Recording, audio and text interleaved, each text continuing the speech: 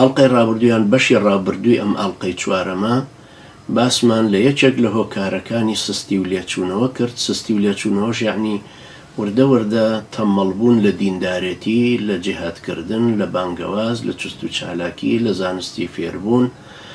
لە عیبادەتکردن، لە هەموو سیما و سیفەتێکی دیندارێتی ئینسان کە وردە وردە سستە بێ دێتەوە دواوە سار دەبێتەوە. ئەگەر زوو فریای خۆی نەکەوێت حتممە نەگاتە لێچوونەوە واتە وازێنان لە دیندارێتەکەی لەو عیبادەتە یان لەو شتانی کە کردوێتی خۆی گەورە لاماندا.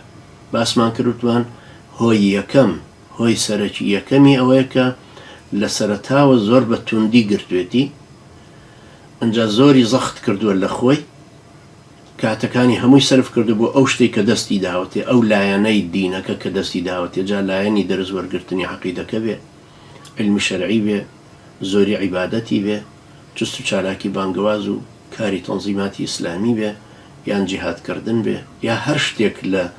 لایەنەکانی دیندارەتی بەو شێوە تند و سەختە گرتی بێت و کاتەکانی هەمووی بۆ ئەوە تەرخام کردوێ،